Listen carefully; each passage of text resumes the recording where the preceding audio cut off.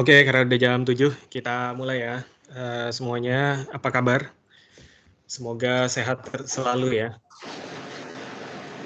Iya, Pak. Sebelum kita mulai ya, kita berdoa dulu menurut kepercayaan dan agama masing-masing. Berdoa dimulai.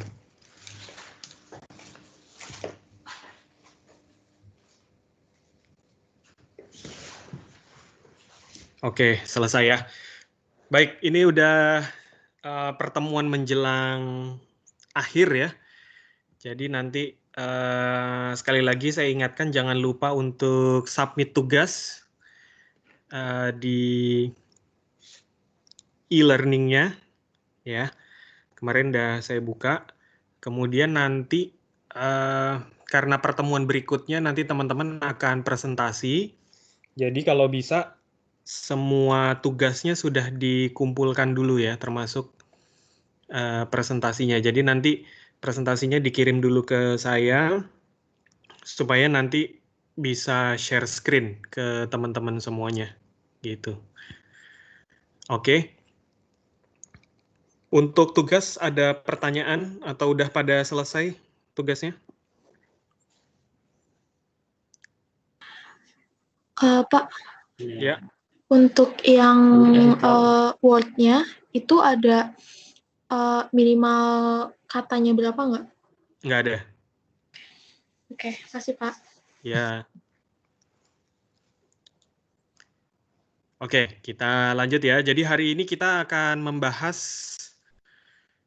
uh, di chapter 12.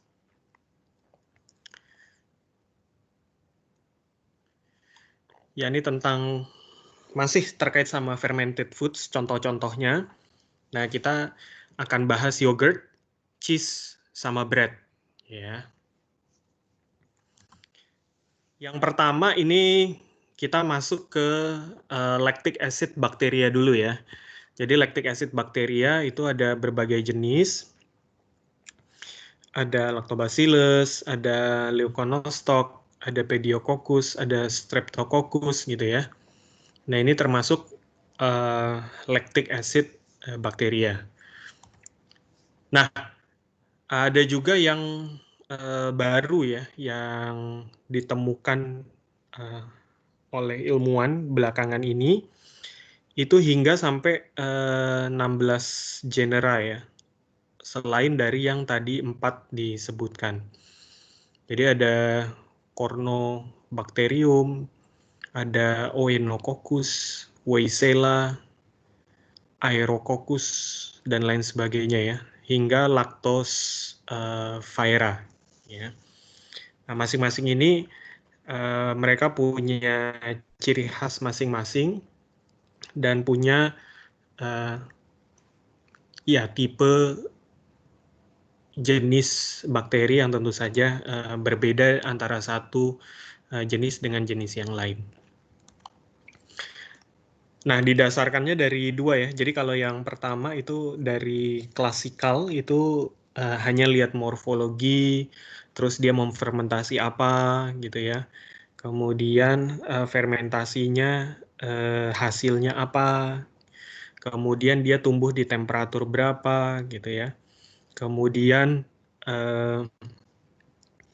dia bisa tumbuh saat salt concentration-nya berapa gitu ya. Kemudian apakah dia toleran terhadap asam atau basa dan lain sebagainya gitu ya. Nah, sedangkan tadi begitu teknologi semakin berkembang, eh, klasifikasinya jadi berkembang yang ditemukan sampai 16 tadi. Itu dari sisi fatty acid composition-nya, kemudian dari motility-nya, RNA sequence-nya, kemudian DNA-nya itu seperti apa gitu ya. Nah, sehingga para ilmuwan bisa mengklasifikasikan jauh lebih spesifik dan jauh lebih detail daripada yang sebelumnya. Nah, secara umum karakteristik dari lactic acid bakteria adalah gram positif, kemudian dia tidak membentuk spora gitu ya. Tapi ini menarik ya, ada salah satu waktu itu saya pernah kasih contoh mungkin di pertemuan pertama kayaknya ya. yang teknologi baru ya. Ntar ini saya close dulu coba. Kita coba lihat.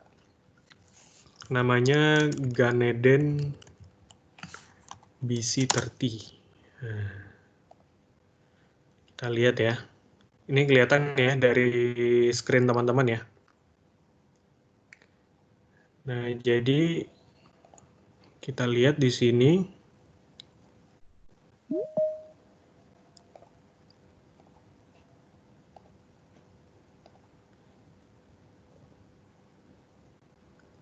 Oke. Nah, jadi kita lihat di sini dia bisa produksi spore forming cell ya, si Ganeden ini. Sehingga dia bisa tahan panas ya. Jadi can survive most manufacturing process gitu ya. Jadi ini udah nah teman-teman nanti kalau mau nah ini kita coba lihat ya. Nggak apa-apa ya, kita agak keluar sedikit.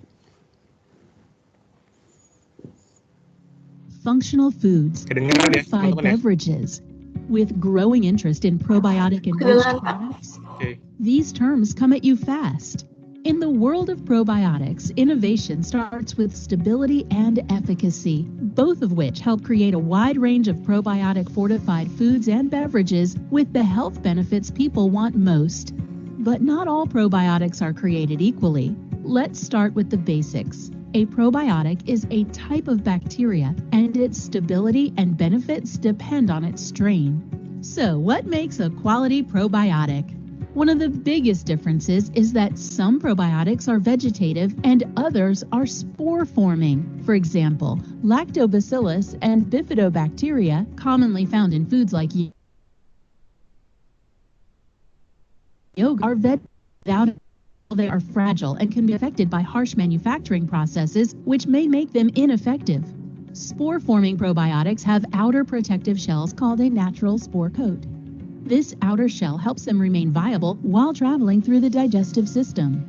Each kind of probiotic also has unique characteristics that influence efficacy, and these benefits are specific to its strain. Just because a certain strain supports the digestive or immune system doesn't mean that they all do. It's important to choose a strain backed by scientific evidence that demonstrates the efficacy of its benefits. Introducing Ganeden BC30, a natural spore-forming probiotic ingredient used by product manufacturers to create probiotic fortified foods and beverages. And because Ganeden BC30 is highly stable, due to its natural spore coat, it remains viable while traveling through the gut and can survive most manufacturing processes, so food and beverage companies can incorporate its benefits into a wider range of products. Well-researched Ganeden BC30's more than 25 published papers show that it can help support digestive health, immune system, and protein utilization, making it the ideal probiotic strain for food and beverage manufacturers. Ya, itu ya. Jadi bisa spore forming ya. Ini kayaknya bisa beli di Carry Ingredient ya. Nanti coba teman-teman kalau ini ya. Siapa tahu Fani jualan juga nih. Oke, lanjut ya. Kemudian dia katalase negatif, tidak memiliki sitokrom, aerotoleran ya. Kemudian maksudnya aerotoleran berarti di udara dia bisa hidup. Kemudian acid toleran tentu saja ya, karena nanti dia akan masuk ke dalam perut, harus tahan terhadap acid. Kemudian tadi fermentatif, bisa memfermentasi sesuatu menjadi lactic acid. Kemudian tidak dapat mensintesis heme. Kemudian habitatnya ada di normalnya di meat, susu, kemudian di sayuran. Kemudian normal ada berada di mulut, kemudian ada di usus dan vagina ya. That's why makanya kalau kata dokter gigi saya, kita nggak boleh terlalu sering untuk menggunakan kayak mouthwash yang cukup terlalu sering ya, hampir setiap hari atau sehari 2 kali pakai mouthwash itu nggak bagus, karena nanti bisa mengurangi bakteri yang ada di mulut. Nah, itu bukannya malah baik ya, tapi justru malah membuat mikroflora yang ada di mulut kita jadi nggak stabil dan akibatnya malah memberikan efek yang negatif buat badan kita, gitu ya. Nah, tadi teman-teman dengar istilah homolactic fermentation dengan heterolactic fermentation ya. Nah, jadi ini ada dua ya, emang ada dua. Kalau homolactic berarti hasil fermentasi akhirnya itu memang hanya lactic acid gitu ya. Jadi lactic acid itu outputnya cuma lactic acid gitu ya. Nah, ini ada Streptococcus, Pediococcus, Lactobacillus, Lactococcus, ini biasanya mereka homolactic fermentation. Ada juga heterolactic fermentation sifatnya ya. Nah, dia bisa menghasilkan etanol dan CO2. Ya, jadi itu perbedaan antara homolactic dengan heterolactic. Nah, kita masuk contoh dari lactic acid bakteri adalah Bifidobacterium ya. Jadi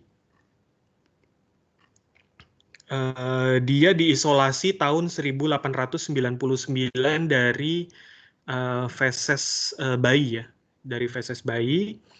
Kemudian dia bersifat obligat anaerob, jadi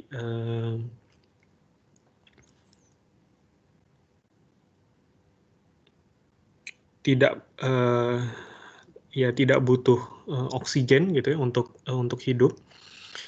Kemudian dia dimanfaatkan cukup banyak di industri gitu ya. Itu mulai dari Bifidobacterium bifidum, Longum infantis, Brief dan lain sebagainya gitu ya. Ini untuk source dari lactic acid bakteria. Nah, contohnya itu untuk aktivitas lactic acid bakteria di dalam makanan, itu biasanya dia memberikan antimicrobial activity dan malolactic fermentation ya. Antimicrobial activity-nya bagaimana? Dia membuat pH-nya menjadi lebih rendah, kemudian dia bisa ada bakteriosin juga,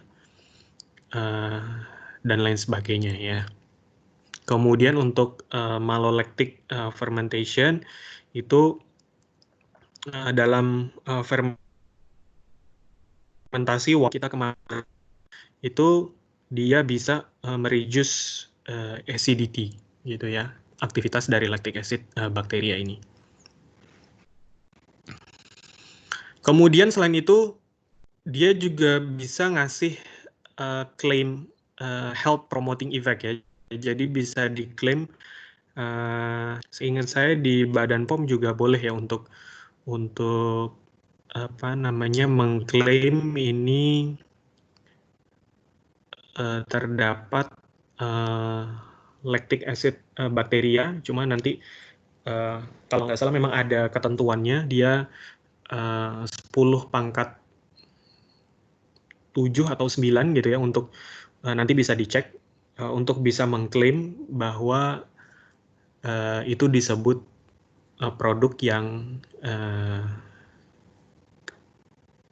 probiotics gitu ya.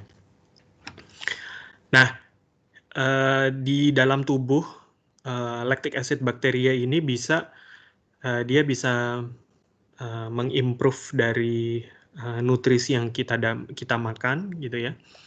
Kemudian bisa menghalangi bakteri-bakteri patogen ya. Makanya kalau misalnya teman-teman lagi sakit perut karena salah makan dan lain sebagainya, maka dianjurkan minum probiotics ya. Biasanya disuruh minum Yakult dan lain sebagainya gitu ya. Nah, itu memang secara ilmiah terbukti bahwa dengan kita menambah jumlah bakteri baik di dalam tubuh, itu bisa menghalau bakteri yang jahat gitu ya. Kemudian punya efek hypokolesemik ya. Kemudian bisa disebutkan di beberapa jurnal ada punya aktivitas anti kanker. Kemudian bisa menstimulasi imun sistem ya. Dan biasanya yang paling banyak digunakan adalah tadi Bifidobacteria dan kategori Lactobacillus.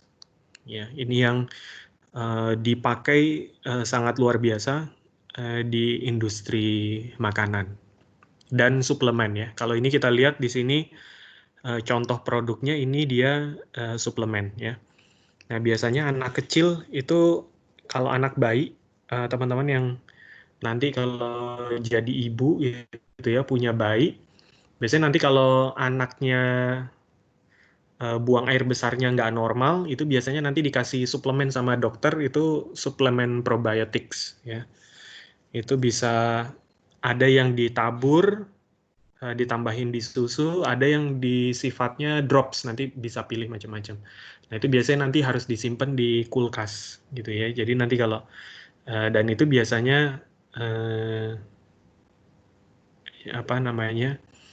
Cukup umum dokter untuk meresepkan probiotics buat anak bayi.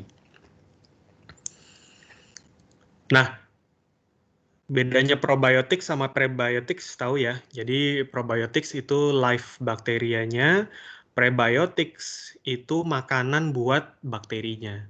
Nah, kalau ada produk yang menggabungkan antara probiotics dan prebiotics, itu kita sebut sebagai symbiotics ya. Jadi symbiotics terdiri dari probiotics dan prebiotics. Nah, probiotics macam-macam ya. Nanti secara merek itu macam-macam. Nah, yang paling terkenal dan dari zaman dulu sampai sekarang ada gitu ya, itu Yakult ya contohnya. Ya, jadi mikroorganisme dia hidup gitu ya. Nah, cuma nanti jangan sampai jangan salah ya. Ada soalnya yang dia klaimnya ada bakteri yang hidup gitu ya. Tapi prosesnya proses UHT atau proses termal yang tinggi gitu ya. Nah, itu perlu dikaji lebih lanjut. Biasanya kalau kena proses termal yang tinggi, dia nggak akan berani untuk bilang dia efektif sebagai probiotics di dalam tubuh. Karena bisa disebut probiotics dalam tubuh itu jika memang bakterinya itu selamat sampai di dalam usus manusia. Nah, ini nanti teman-teman bisa baca ya di Probiotics in Foods guidelines-nya seperti apa di FAO. Nah, tadi sudah disebutkan efeknya terhadap ya bisa menjauhkan dari patogenik mikroorganisme, kemudian bisa meningkatkan aktivitas enzim ya di dalam tubuh sehingga menghasilkan efek yang baik, kemudian bisa menstimulasi imunitas. Nah, yang baik itu seperti apa sih probiotics? Yang pertama dia human origin ya, jadi makanya Bifidobacterium itu pertama kali diisolasi memang dari dalam tubuh manusia gitu ya. Nah, ini makanya luar biasanya Tuhan gitu ya, Allah untuk nyiptain manusia itu.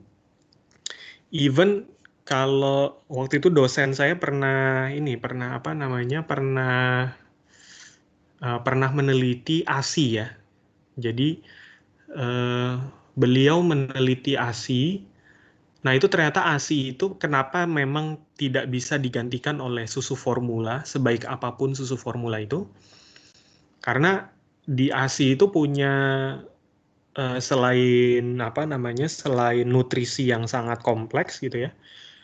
Kemudian ada hormon dan lain sebagainya.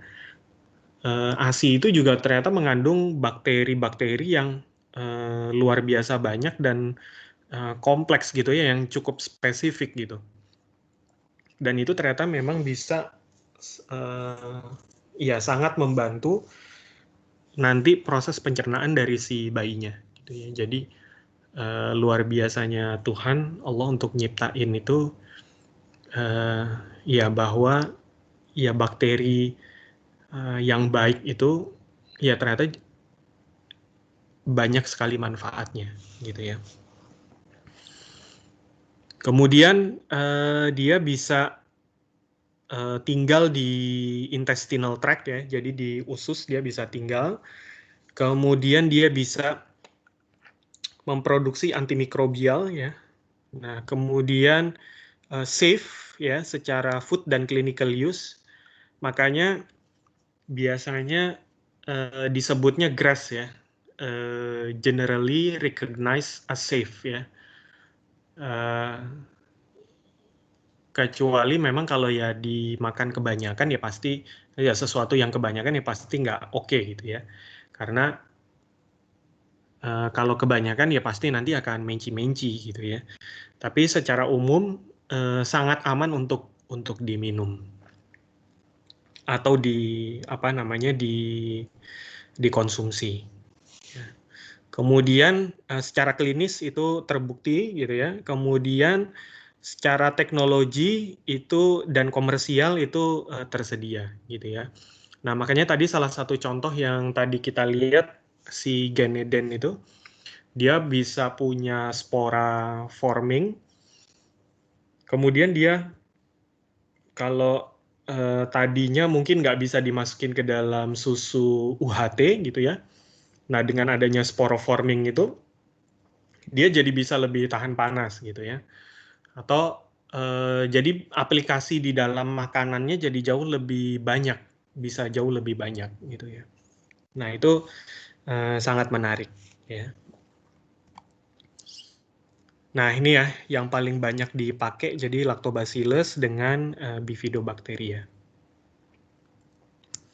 Nah, rekomendasinya adalah, nah ini tadi yang direkomendasikan itu 10 pangkat 8 sampai 10 pangkat 11 CFU ya per serving. 1 hingga beberapa kali serving per day. Nah, ini tadi yang saya bilang contoh probiotik suplemen buat anak-anak ya. Gitu. Jadi itu safe, bisa dikonsumsi kapan aja. Kemudian sumbernya itu yang tadi disebutkan bisa dari yogurt dan lain sebagainya gitu ya.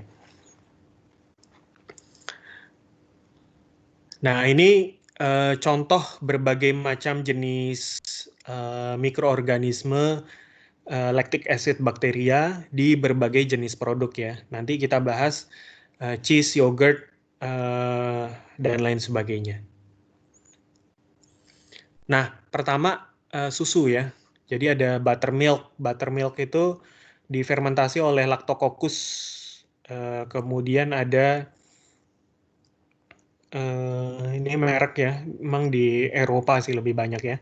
Di Denmark ada Langfield, ada di Finland itu juga ada ya. Mungkin kalau di Indonesia ada yang pernah nemu nggak buttermilk? Jarang ya, gitu ya. Yang paling banyak ini nih yogurt ya. Yogurt akhir-akhir ini kita lihat variasi di pasaran banyak sekali. Waktu itu mungkin belum terlalu terkenal ya yogurt ya. Sampai ada satu pabrik yang Danone ya, yang dulu jual di cup-cup kecil gitu. Di Indonesia akhirnya nggak bisa bersaing ya. Maksudnya karena waktu itu mungkin daya belinya kita terhadap yogurt masih rendah gitu ya. Tapi makin ke sini orang makin sadar, kemudian tingkat pemahaman terkait yogurt juga makin bagus dan kemampuan daya belinya juga makin bagus. Jadi yogurt banyak sekali dijual ya.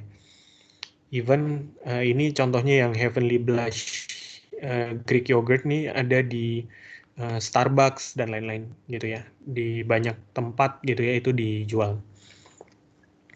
Kemudian acidophilus milk ini kita jarang lihat ya kalau di Indonesia ya. Nah, kalau bifidus milk ini kalau ini khusus ya, memang untuk anak bayi nih kalau yang ini ya. Tapi kalau di Indonesia ini biasanya bifidus milk ini dia difortifikasi ke dalam susu formula atau susu balita ya. Biasanya difortifikasi. Nanti biasanya dia klaim susu dilengkapi dengan probiotics gitu. Nah, itu berarti isinya udah ada bifidobacterium dan lain sebagainya yang bifidus milk gitu ya. Itu di beberapa merek komersial ada ya.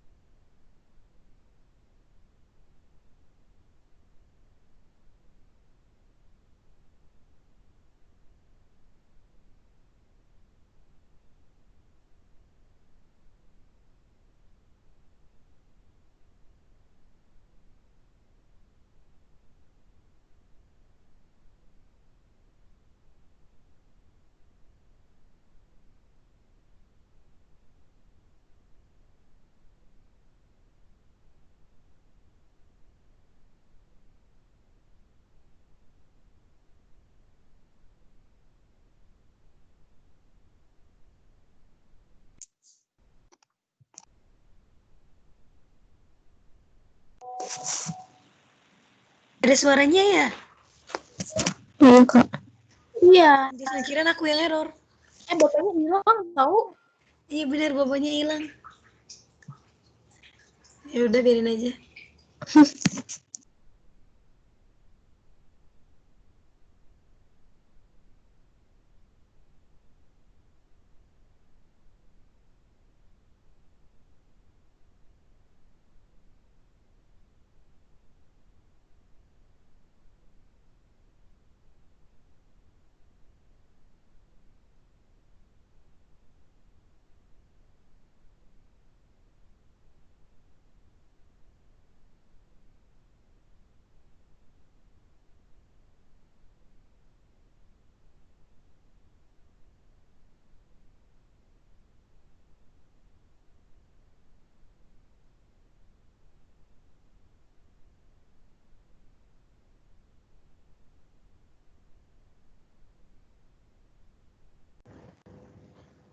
Halo, maaf ya, ada keputus sedikit tadi.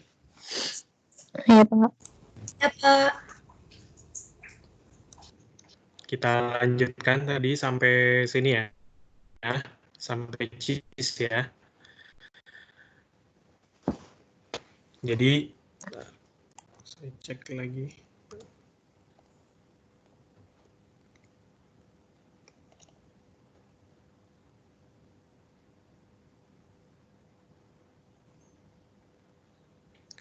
Suaranya masih terdengar ya? Masih, Pak. Oke.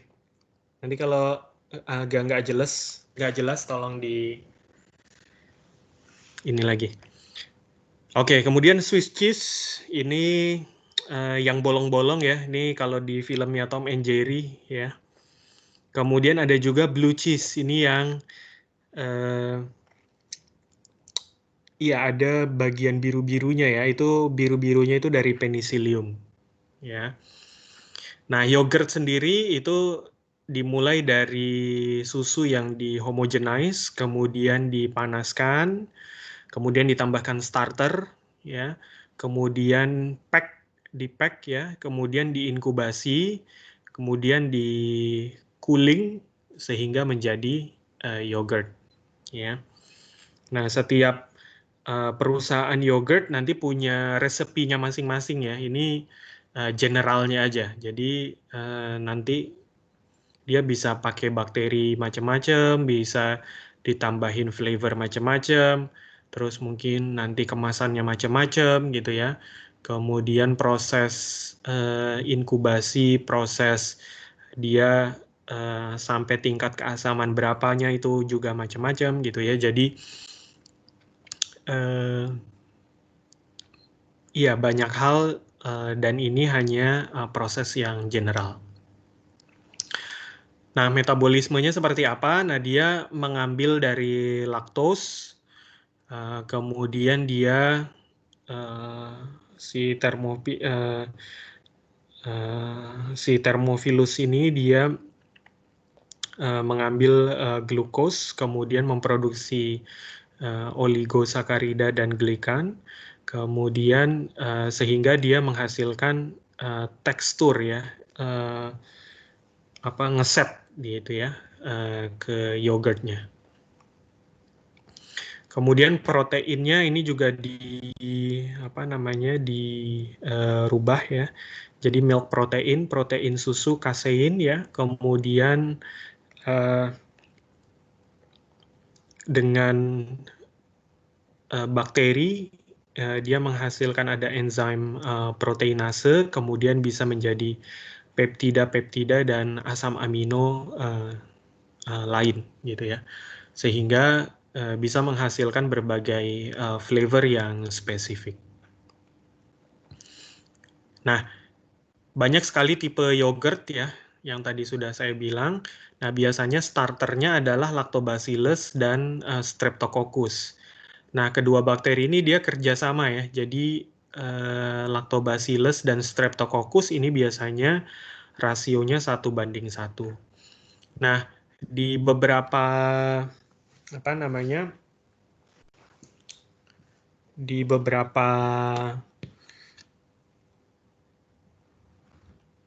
produk yang sudah jual dalam pack, waktu itu saya pernah beli di pameran gitu ya, itu ada satu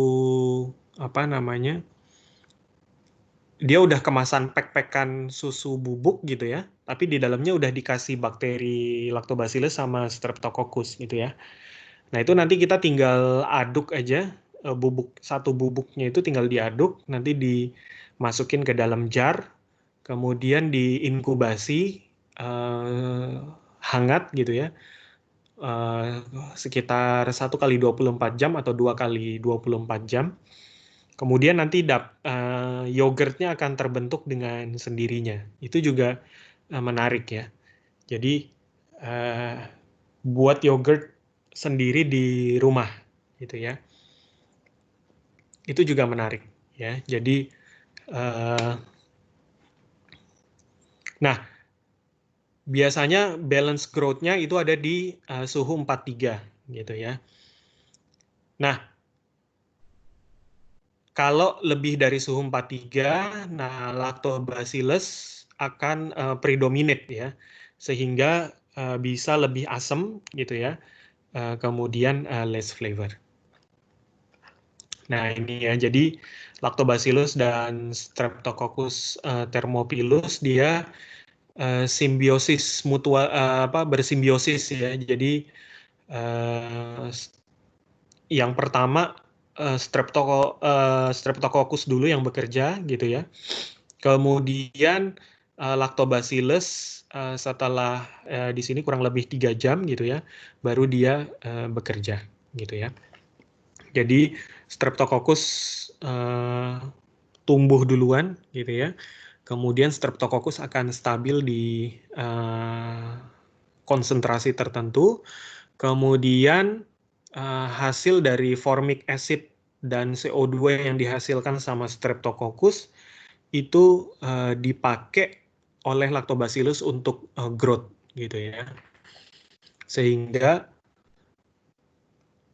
Lactobacillus makin lama pertumbuhannya makin banyak gitu ya. Nah, pada pH 5,5 gitu ya, kemudian Streptococcus nanti akan slow down ya, akan turun gitu ya. Kemudian, nah biasanya dia menghasilkan kurang lebih 8 sampai 10 ppm asetaldehid gitu ya. Kalau misalnya tumbuhnya itu sudah terpisah gitu ya. Nah, berikutnya kefir ya. Ini yang teman-teman bikin kemarin dan masih bikin ya. Jadi itu adalah hasil dari fermentasi lactic acid bakteria dan yeast. Kemudian bisa menghasilkan alkohol kurang lebih 0,5 sampai 1,5% alkohol gitu ya. Tapi memang ya that's why makanya kalau sudah difermentasi terlalu lama, dia baunya cukup bau dan rasanya sangat menyengat ya. Terasa sekali bedanya. Nah, fermentasi ini bisa dia menggunakan Lactobacillus lactis, kemudian bisa ada juga leukonostoc-nya, kemudian yeast-nya itu bisa Saccharomyces lactis, kemudian thermophilic lactobacillus-nya ada brevis dan bulgaricus gitu ya. Jadi kefir ini cukup cukup banyak bakteri yang terlibat. Nah, di Indonesia memang kefir ini biasanya belum banyak seperti yogurt ya di pasar. Jadi cukup niche marketnya untuk kalau mungkin kalian jualan yogurt, ya pasarnya pasti akan lebih besar karena masyarakat sudah tereducate. Dan kefir ini memang biasanya lebih asam sedikit ya, jauh lebih asam. That's why mungkin di beberapa orang ada yang kurang bisa asam. Nah, tapi biasanya kefir ini cara untuk menangkal supaya orang nggak terlalu enek, biasanya dijadiin ice cream ya. Kalau di Bandung waktu itu saya pernah beli, atau di Bogor ya, di Bogor kayaknya ya, itu banyak yang jual susu kefir, tapi ice cream ya, ice cream. Jadi kayak es nong-nong, tapi isinya kefir, flavornya macam-macam. Nah itu, dan flavornya flavor lebih ke fruit ya, lebih ke buah. Jadi asosiasinya orang lebih kalaupun asam ya nggak masalah karena masih terkait sama rasa buahnya. Itu ya. Nah, berikutnya cheese ya. Nah, cheese ini uh, ada proses pre-ripening dan ada proses koagulasi ya. Jadi pre-ripening itu pertama di starter culture-nya dimasukin ke dalam susu, kemudian saat proses koagulasi dia ditambahkan rennet ya, ditambahkan rennet. Ini biasanya ya ini titik kritis halal nih ya. Titik kritisnya biasanya asal rennetnya itu dari mana ya? Apakah dari sapi atau dari yang lain gitu ya. Nah, itu biasanya titik kritisnya di situ. Kemudian nanti dari rennet ini dia akan mengkoagulasi si proteinnya sehingga kaseinnya menjadi gel curd gitu ya. Kemudian bakteri yang ada di situ kemudian memfermentasi cheese tersebut gitu ya. Nah, bedanya kalau di Indonesia sama di luar negeri kayak di Eropa dan lain sebagainya, mungkin cheese-nya jadi beda banget ya. Karena kalau di kita biasanya cheese-nya itu udah proses cheese ya. Ibaratnya kalau kayak orang luar negeri itu ngelihat terasi sebenarnya ya di kita ya. Jadi dan kita menganggap keju yang sangat kuat aromanya dan itu segala macam.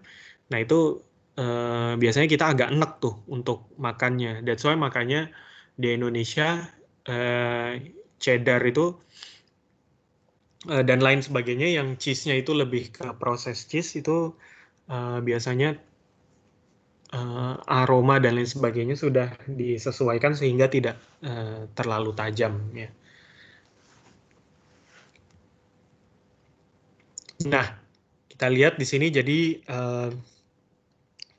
susu apa namanya tambahkan rennet, kemudian pH-nya juga dikurangin, kemudian ini proses salting ya, mulai terbentuk curd-nya, kemudian apa namanya dicetak ya sehingga seperti bongkahan tahu ya, seperti bongkahan tahu.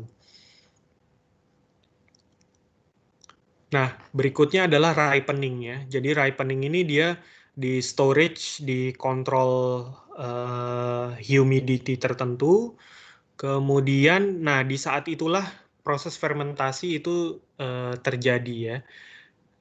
Jadi ini sehingga membentuk flavor yang luar biasa kompleks dan apa namanya nanti ada quality inspektornya itu yang mengecek sudah cukup matang atau belum nih cheese-nya gitu ya. Nah, tapi ya waktu dulu mungkin apa namanya semuanya dilakukan oleh manusia ya. Nah, tapi sekarang ini sudah otomatis dilakukan oleh sebuah sistem di dalam pabrik. Kita coba sama-sama lihat ya.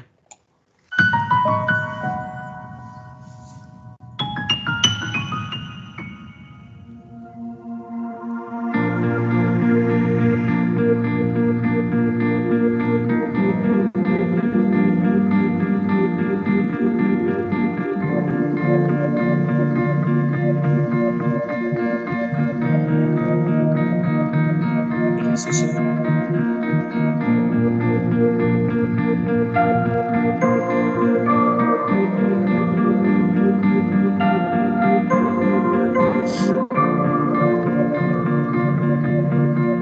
Kemudian curd-nya sudah terbentuk, ini udah siap masuk ke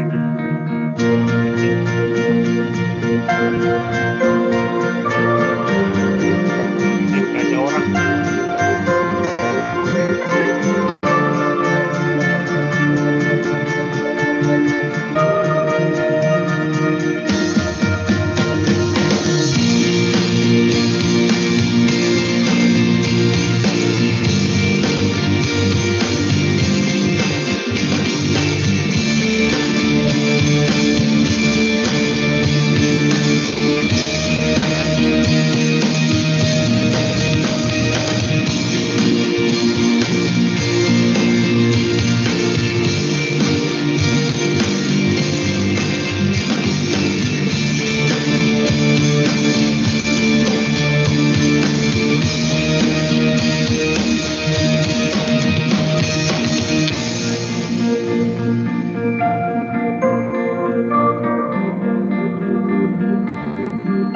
Otomatis dibalik, otomatis di apa namanya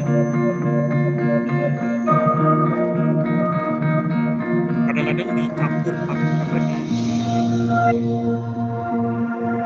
tambahin air garam supaya membuat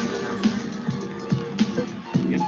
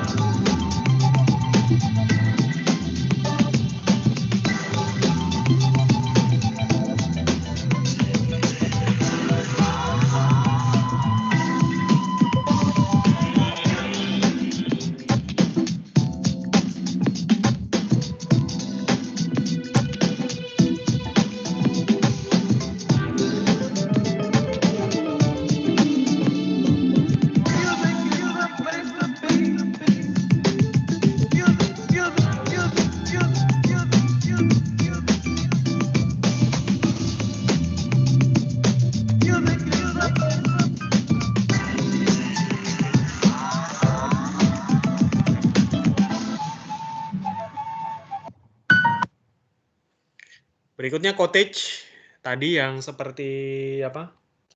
Granul-granul ya cheese-nya. Dia dipasteurisasi dulu, ya. Kemudian starternya dimasukkan, kemudian curd-nya terbuat curd gitu ya. Kemudian masuk ke apa namanya dipotong bisa cubes dan lain sebagainya. Kemudian di cook selama 50 menit. Kemudian di whey-nya di dry off, di drain, dibuang gitu ya. Kemudian ditambahkan salt, krim, dan preservatif ya. Kemudian di pack dan di refri ya. Nah, ini bisa dibuat dari low fat atau skim milk dan punya tekstur yang soft ya karena terdapat moisture-nya ada 80% ya. Jadi dia soft ya. Kemudian unripened, jadi punya buttery aroma ya. Jadi tidak benar-benar ripe ya. Ripe tuh jadi baunya bau apa ya? Bau ada yang rejoin ya. Oke. Kita lanjutkan. Nah, isinya apa? Isinya adalah mixed strain ya dari Lactobacillus dan lain sebagainya. Kemudian Leuconostoc, ada Lactis subspecies Biovar gitu ya, yang bisa tumbuh di krim ya. Kemudian blue cheese. Blue cheese ini dia semi hard, jadi tidak seperti bongkahan ya, tapi agak lembut ya karena 46%-nya itu moisture, kemudian fatnya 50% ya. Dibuatnya dari whole milk, kemudian crumble ya, dan punya blue color ya. Blue colornya ini adalah tadi dia malt ya, dan punya flavor lipolitik ya, tajam ya, flavornya tajam. Ya.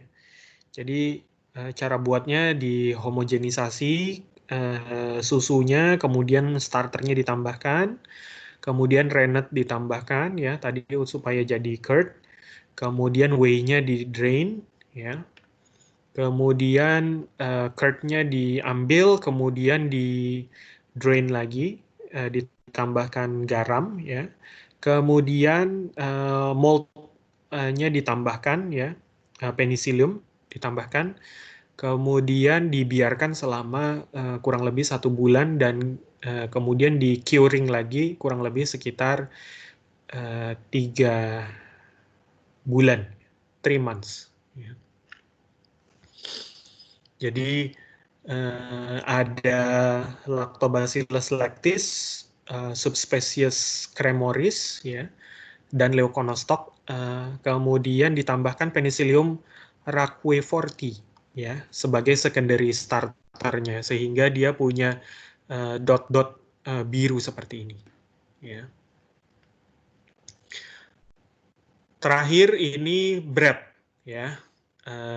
Bread ini atau roti, ada yang udah pernah bikin roti ya, itu menggunakan yeast ya, fermentasi dari yeast, biasanya Saccharomyces ya. Nah, yang mempengaruhi faktor-faktor yang mempengaruhi fermentasi apa saja di dalam roti? Macam-macam ya. Jadi ada berapa lama dia ngulenin ya, ngadonin ya. Kemudian berapa banyak yeast yang dipakai. Kemudian suhunya dipakai saat mengembangkan adonannya seperti apa? Berapa tinggi ya.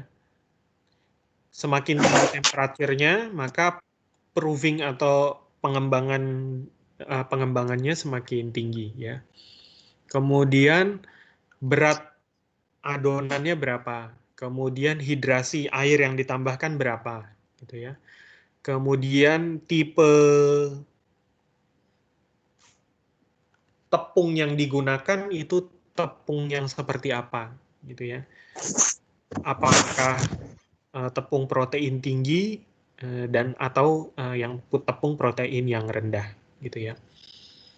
Malah ada di beberapa tempat itu ada yang membuat roti tapi gluten free ya. Nah, itu menggunakan tapi protein yang lain gitu ya. Jadi menggunakan tepung yang lain gitu ya. Itu memungkinkan ya. Karena ada roti yang bisa gluten free, itu juga pasarnya cukup terbuka. Kemudian hygrometry rate ya, bagaimana proses inkubasi adonan, kemudian ditambahkan aditif atau enggak, penambahan gula dan gulanya seperti apa, ya. Kemudian waktu untuk proofing adonannya seperti apa, kemudian pH dan acidity-nya seperti apa, ya. Nanti itu semua sangat mempengaruhi proses fermentasinya. Nah, biasanya ada 5 stage ya saat proses membuat roti. Yang pertama pre-ferment ya, jadi ini mixing pertama ya. Kemudian first fermentation ini setelah 15 menit ya. Kemudian second fermentation saat membuat, contohnya adalah saat membuat ciabatta bread ya. Kemudian proving ini kemudian ya saat adonan didiamkan gitu ya beberapa saat sehingga adonannya mengembang. Kemudian baking ya, terakhir saat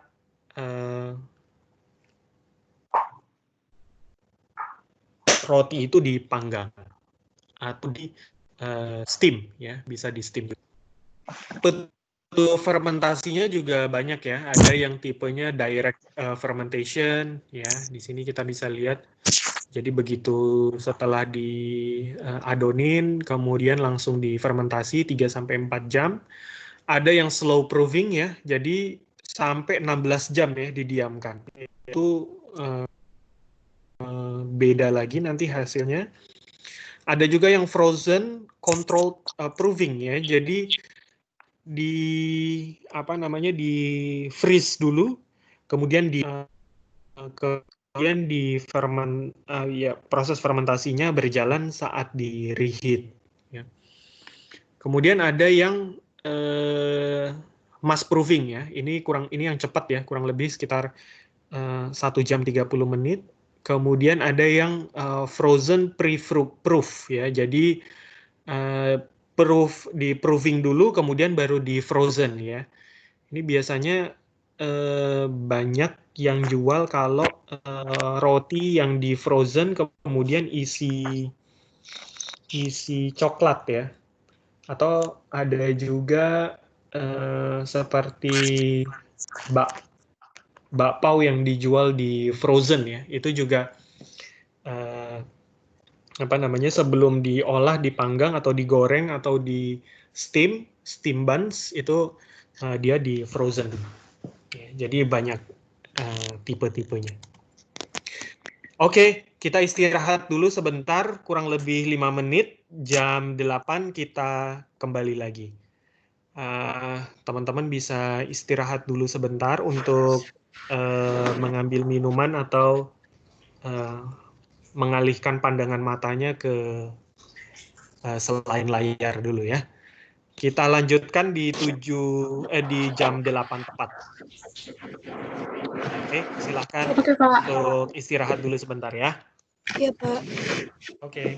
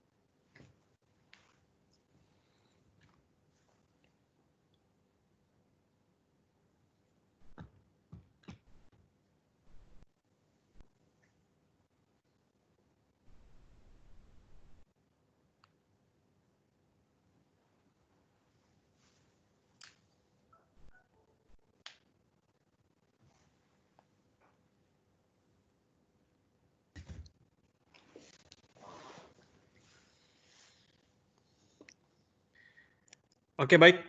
Kita lanjutkan ya. Iya, Pak. Oke.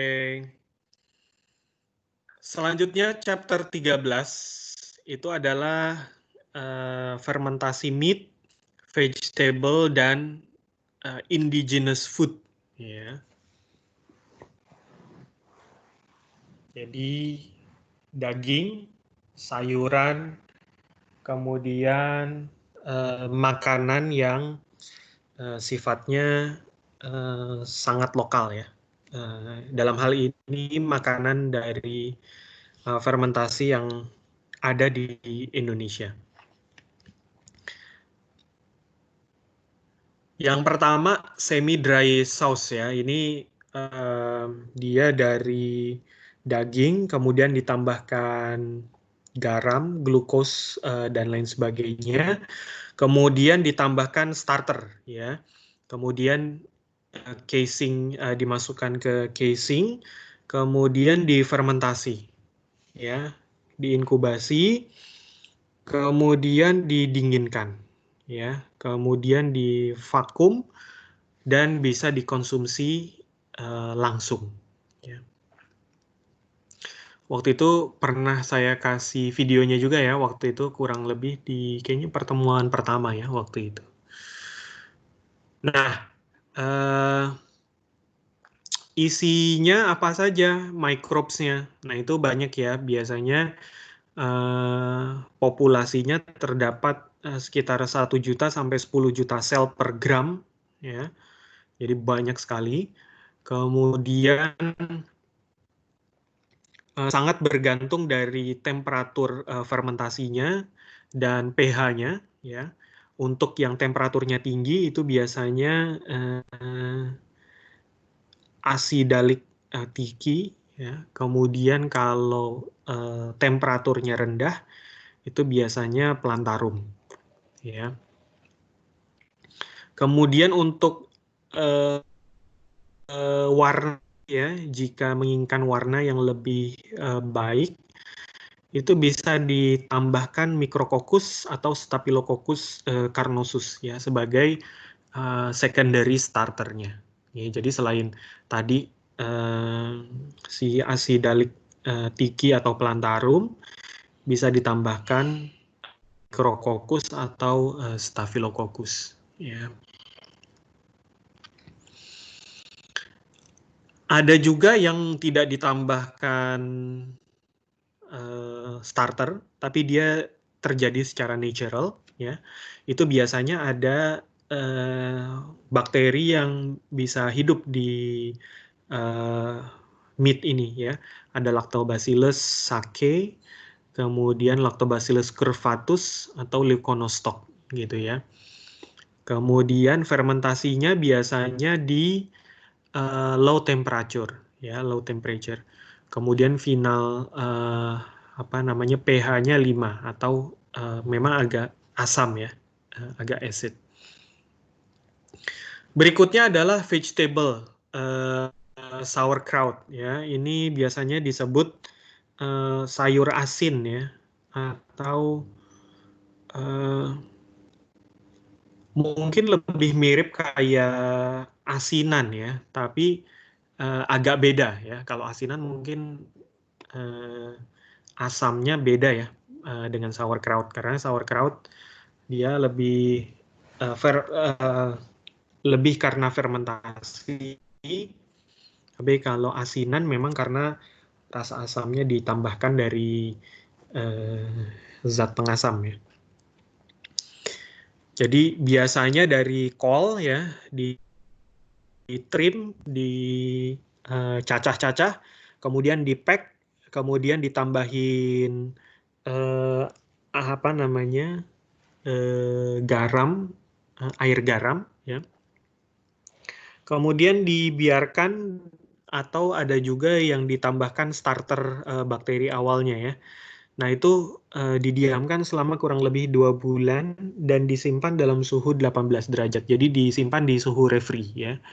Nah, ini nanti akan jadi biasanya jadi semacam side dish ya. Jadi semacam side dish.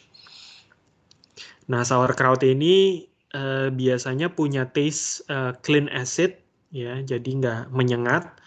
Kemudian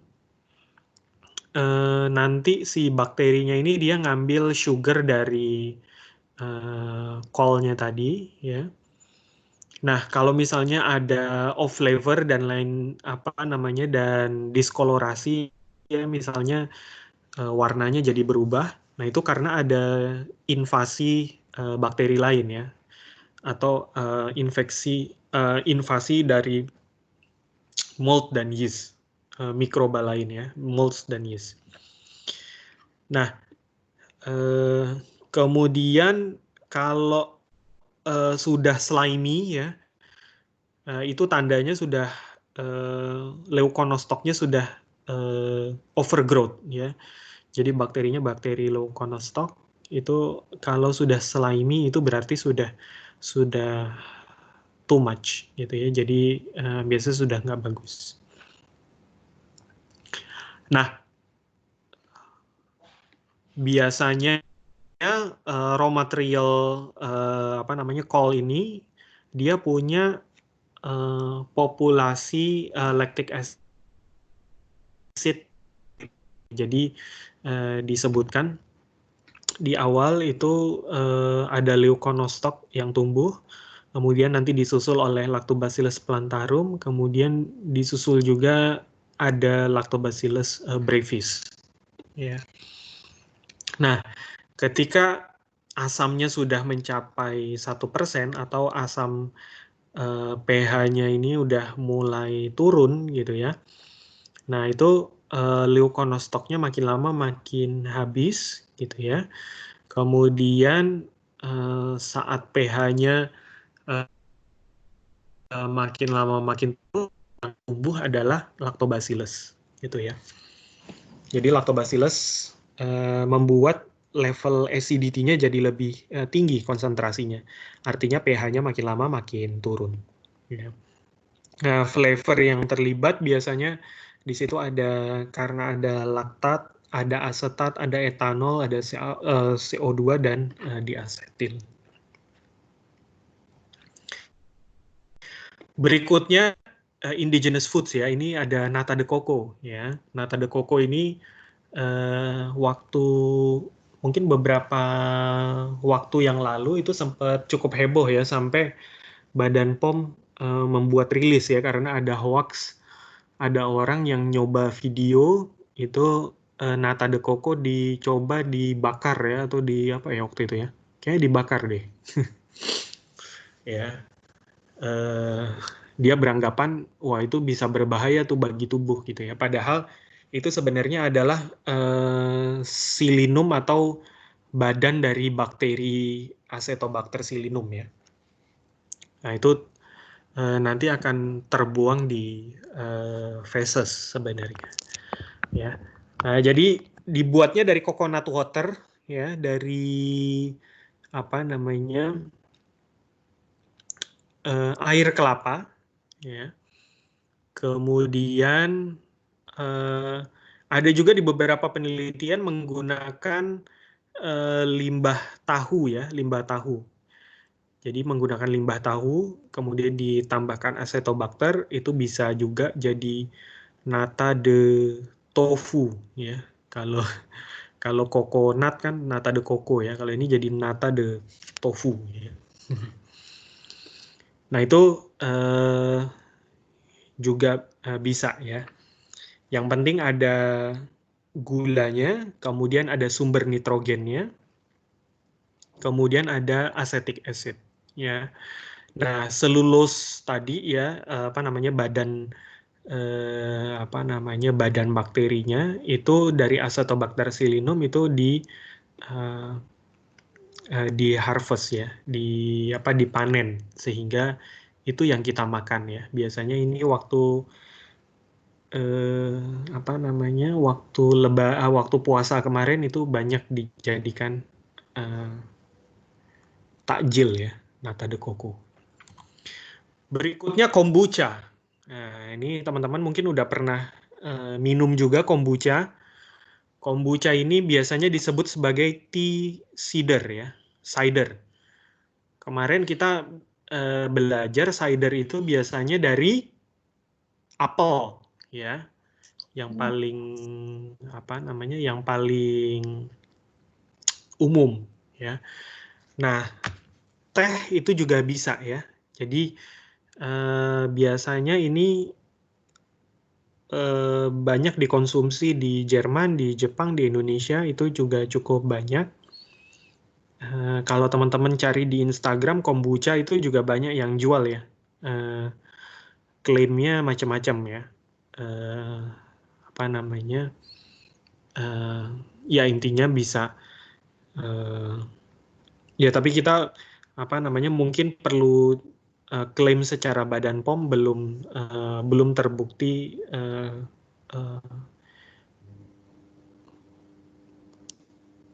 belum boleh dimasukkan ke dalam label, gitu ya. Nah, isinya apa? Isinya banyak Acetobacter dan yeast, ya. Kemudian nanti di atasnya ini biasanya ada pancake, seperti pancake, ya. Itu gabungan dari Acetobacter dan yeast tadi, ya. Kemudian tadi yang di atasnya ini, yang kayak pancake ini bisa buat batch berikutnya, ya. Jadi bikin satu, kemudian setelah jadi nanti apa namanya, setelah diinkubasi selama 2 minggu, nanti di apa layer cake-nya ini nanti dipindahin ke batch yang lain, kemudian dibiarkan lagi 2 minggu dan begitu seterusnya, gitu ya. Nah, ini tadi benar seperti cake, ya. Jadi apa namanya, ada masa ini tadi Acetobacter dan berbagai jenis yeast, ya, atau disebut sebagai magical mushroom, ya. Nah, di sini kita bisa lihat itu adalah Acetobacter silynum, ya. Jadi selulosnya dari Acetobacter silynum dia bergabung menjadi banyak dan akhirnya membuat seperti pancake. Berikutnya tape, ya. Tape ini cukup umum, ya, di daerah Jawa Barat, ya. Biasanya disebut peyem, ya. Nah, ini bisa dibuat dari cassava atau dari ketan, ya, dari ketan, ya. Biasanya menggunakan ragi, biasanya cerevisiae, ya, Saccharomyces cerevisiae, atau bisa juga dari malt, ya. Ini macam-macam, ya, yang ada di sini. Bisa mukor, Amylomyces ruxi, dan lain sebagainya. Even lactic acid bacteria itu juga di beberapa jurnal dan penelitian itu ditemukan di dalam tape, ya. Ini sederhana, jadi starch atau pati yang ada di cassava atau di beras ketan itu di-convert menjadi sugar dan alkohol, ya. That's why makanya kalau ada orang yang nggak bisa beli minuman beralkohol, itu ada juga yang minum air tape, ya. Mabok karena minum air tape. Nah, itu juga ada juga tuh, ya. Tapi tentu saja itu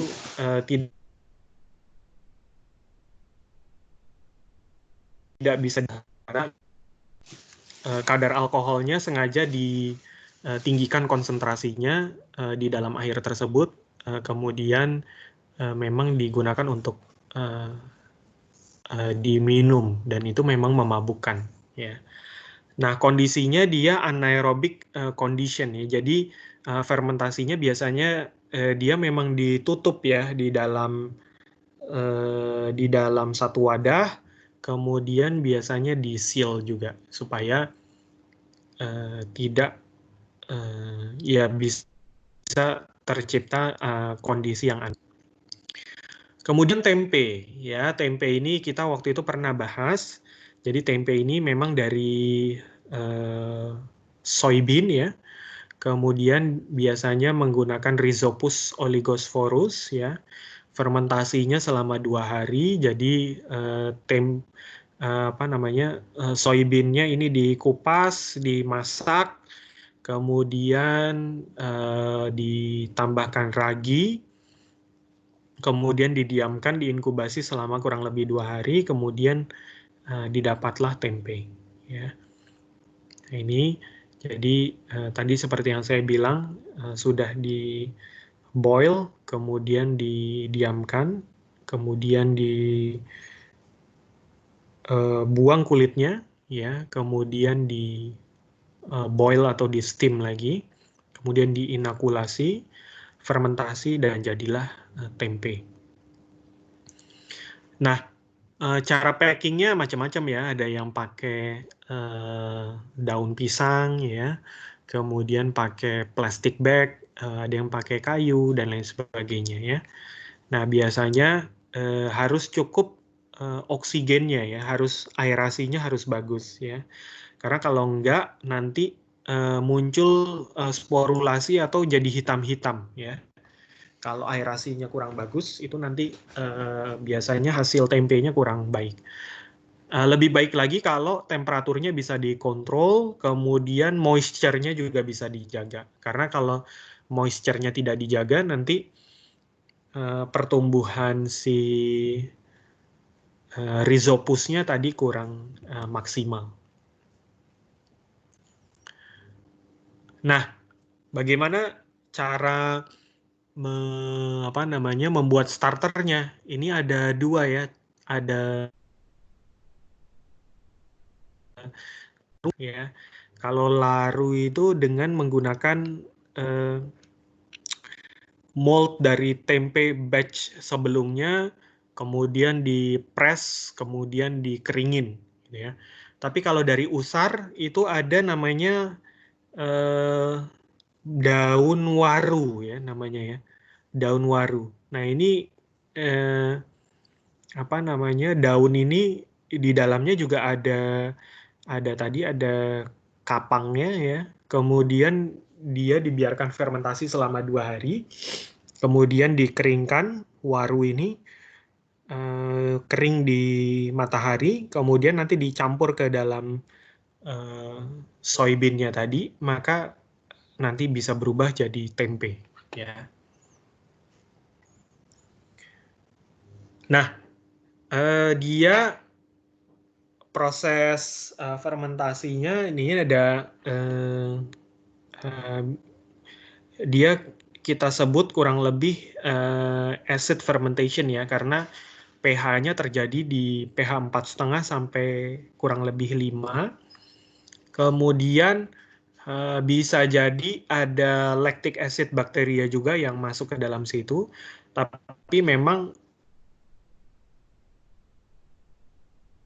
komposis tadi ya. Kemudian dia bersifat proteolitik ya. Kenapa proteolitik? Karena dia bisa memecah protein yang ada di soybean tadi, sehingga protein yang ada di dalam tempe tadi itu bisa terpecah-pecah sehingga bisa dicerna lebih. Nah, berikutnya proses masak ini tentu saja dia proses masak tadi setelah sebelum dilakukan pemasukan starter ya. Jadi proses pemasakan itu untuk menghentikan enzim tripsin yang ada di soy sehingga nanti tidak bakterinya nanti tidak atau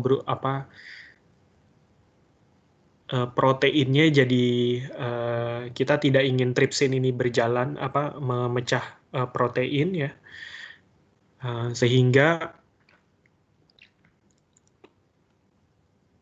rasanya nanti akan berbeda ya. Kalau misalnya tripsin ini tetap dibiarkan atau tidak dimasak. Ya. Kemudian ada proses draining, ya ini untuk menghindari air yang terlalu banyak, karena kalau ya moisture tetap dibutuhkan, tapi kalau airnya terlalu banyak itu nanti bisa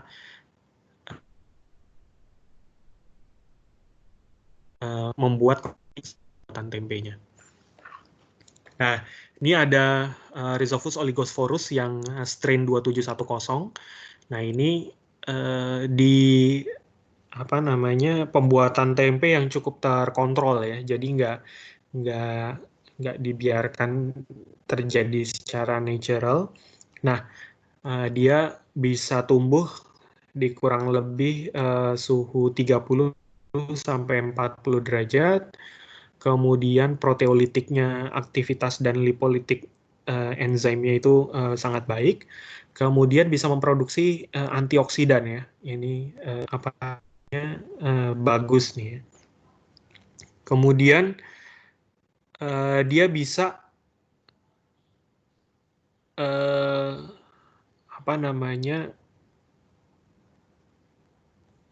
memproduksi seperti tempe yang pada umumnya. Nah, cuma tadi kelebihannya dia lebih baik dari sisi proteolitik dan lipolitik, menghasilkan aktivitas proteolitik dan lipolitik yang lebih baik, kemudian bisa menghasilkan antioksidan. Nah, di tempe sendiri itu ternyata ada bakteri Klebsiella pneumoniae ya, yang jika dia ada di dalam tempe tersebut ya, dia bisa menghasilkan vitamin B12 ya. Jadi nah kalau misalnya hanya Rhizopus saja, maka tidak ada nih vitamin B12 gitu ya. Jadi si Klebsiella ini ya meskipun kesannya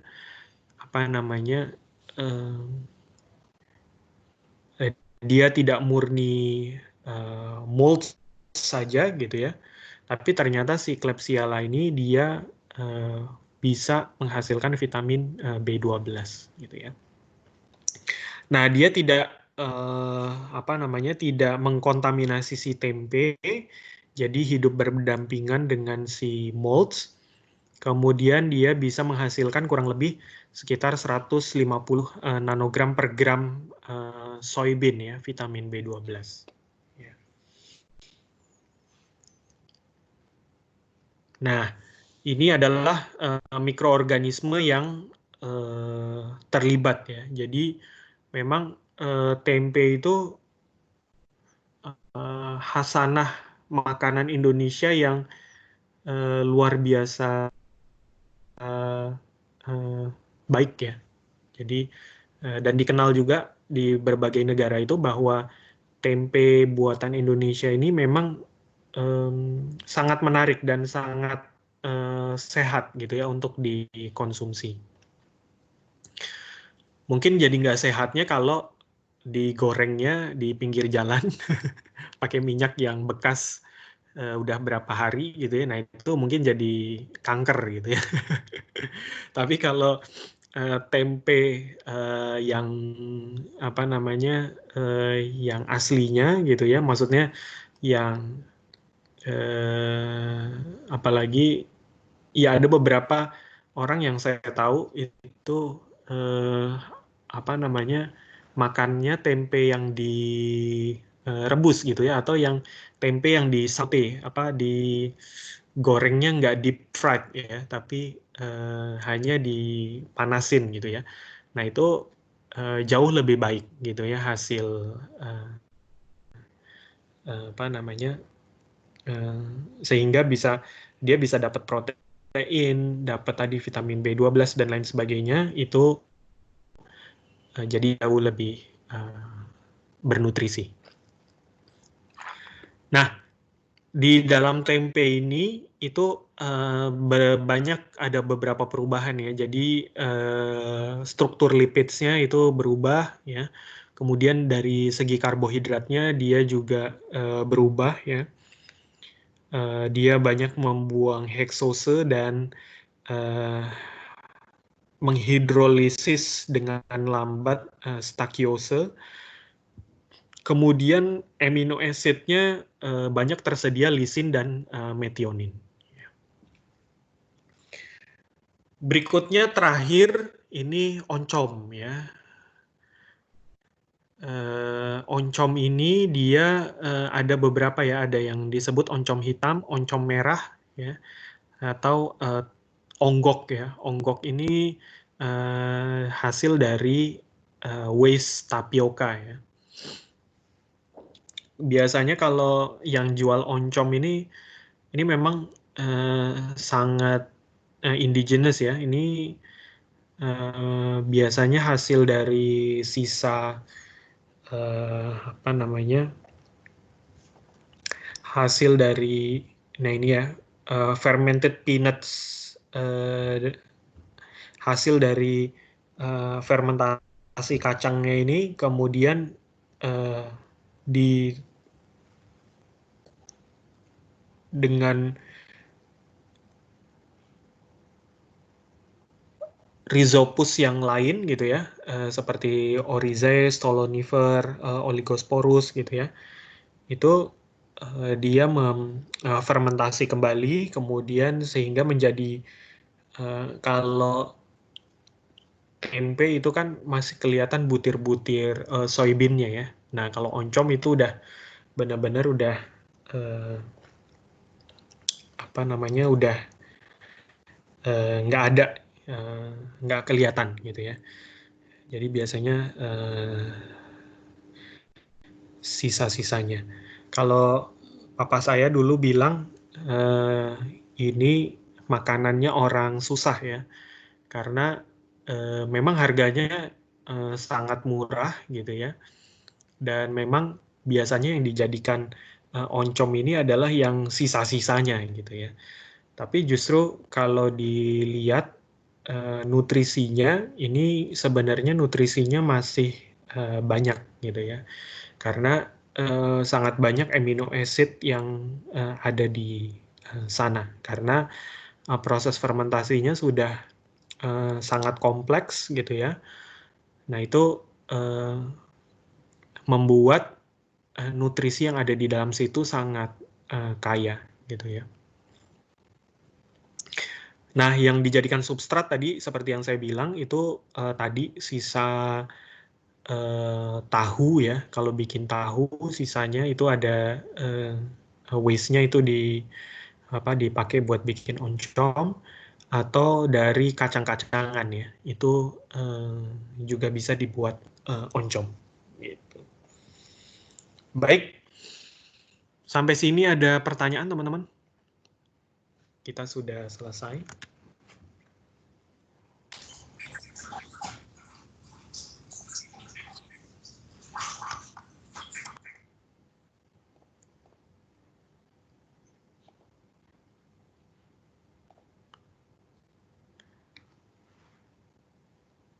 Oke, kayaknya nggak ada ya. Nggak ada, Pak. Udah pada pengen istirahat ya. Udah pada masuk kerja belum nih? Yang kerja? Apa masih selang-seling? Saya masih Udah, WFH, Kak. Pak. Apa? Kalau saya masih Kalau WFH. saya Oh, masih work from home ya? Oh ya. Ya, beruntung ya yang sudah masih work from home. Tapi emang beberapa ada yang sudah ya disebutnya new normal ya. Tapi ya mudah-mudahan teman-teman semua sehat terus. Baik, kalau memang tidak ada lagi, kita cukupkan perkuliahan di pertemuan ini, berarti tinggal satu pertemuan lagi ya. Pertemuan nanti itu ada di tanggal berapa ya? Tanggal 1 ya. iya, Pak. 1 Juli ya. Nah, setelah 1 Juli nanti ada UAS ya. Gitu. Untuk UAS, teman-teman milih mau Jawab soal seperti biasa atau soal studi kasus atau ada request untuk UAS?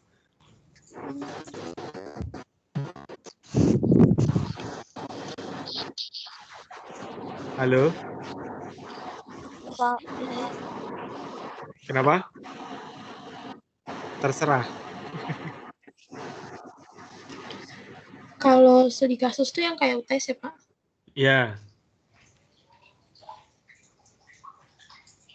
Atau mau jawab soal seperti biasa. Jadi nanti antara bisa close book atau open book, tapi ya ngerjain soal di waktu paling cuma 2 jam atau 3 jam gitu. Lebih prefer yang mana?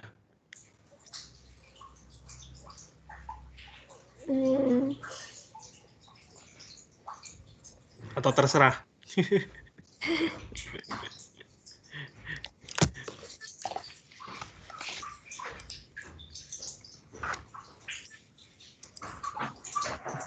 Gimana Chelsea? Kalau saya sih lebih suka yang langsung jawab, Pak.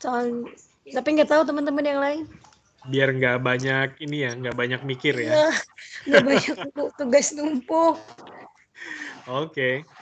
Kalau gitu nanti UAS saya coba bikin soal. Yang lain gimana, Pak? Tadi dulu.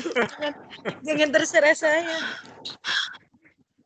Bisa gimana Anissa, nih? Anissa, Kalau gimana saya juga prefer yang langsung jawab sih, Pak. Langsung jawab ya. Jadi 2-3 jam Iya. langsung jawab ya. Oke. Biar Depi. nggak terlalu banyak tugas. Kenapa? Depi tuh jawab, Dep. Devi, gimana Devi? Ikut aja, Pak. Kenapa? Kenapa? Saya ngikut aja. Terbanyak. Ngikut aja ya. Oke. Sip. Kalau begitu nanti ya teman-teman nanti berarti tolong dipelajarin. Mungkin nanti soalnya juga nggak terlalu banyak dari saya. Kemungkinan akan isian singkat atau esai. Ya, tapi harusnya teman-teman bisa jawab sih. Gitu. Ya, nanti coba tolong dilihat. Yang penting ke pemahaman sih. Lebih ke pemahaman. Oke, kalau gitu nanti formatnya ujiannya nanti kurang lebih akan sekitar 2-3 jam aja. Dan langsung dikerjain ya. Itu aja. Sampai jumpa di pertemuan nanti, pertemuan terakhir. Jangan lupa yang mau dipresentasikan nanti di filenya di-submit dulu ke saya. Bisa dimasukin ke e-learning-nya itu ya. Iya, Pak. Oke. Sampai jumpa minggu depan. Selamat malam. Assalamualaikum warahmatullahi wabarakatuh. Selamat istirahat ya. Terima kasih banyak ya, Pak. Sama-sama. Terima kasih, Pak.